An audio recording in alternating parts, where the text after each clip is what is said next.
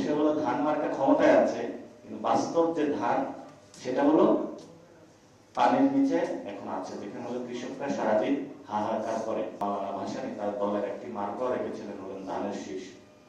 অবশ্যই সেই মার্কা চুরি হয়ে গিয়েছিল, মাওলানা ভাসানী এখন আছেন, নাম আছে, মার্কাটা চুরি হয়ে গিয়েছে।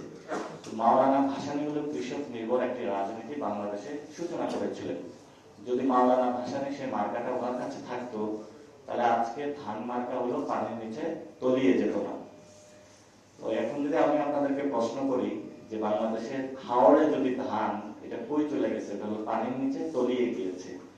অবশ্যই হলো ধান মার্কা ক্ষমতায় আছে, কিন্তু বাস্তব যে ধান সেটা হলো পানির নিচে এখন আছে, যেখানে হলো কৃষকরা সারাদিন হাহাকার করে। আমাদের যে ধানটা হয়ে গিয়েছে এখন ব্যবহারের একটি অস্ত্র। যে ধানটা আমরা রক্ষা করার কথা, সেই ধানের মার্কা বগুড়া থেকে ছেড়ে হলো গুলশানে চলে এসেছে। ফলত এখন প্রায়োগিক অর্থে ব্যবসায়ী যারা রয়েছে, সিন্ডিকেট যারা রয়েছে, এই ধান কেন্দ্রিক তাদেরকে হলো সংযোজন করা এবং তাদেরকে পুনর্বাসন করাই দায়িত্বের জায়গা প্রধানমন্ত্রী।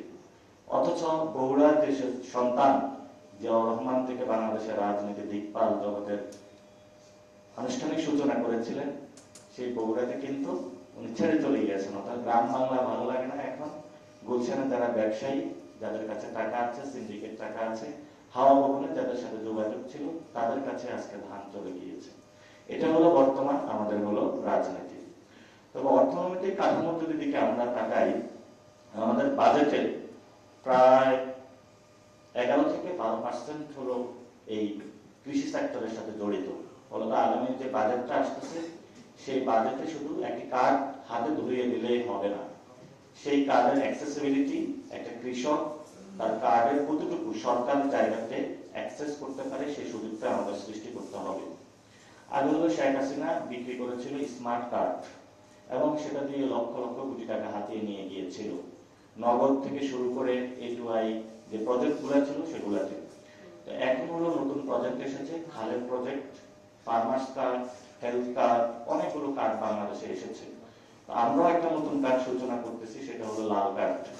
এটা হলো পরবর্তীতে এই কার্ডগুলো যখন ব্যর্থ হবে, আমরা লাল কার্ডটা সূচনা করবো মাঠের মধ্যে।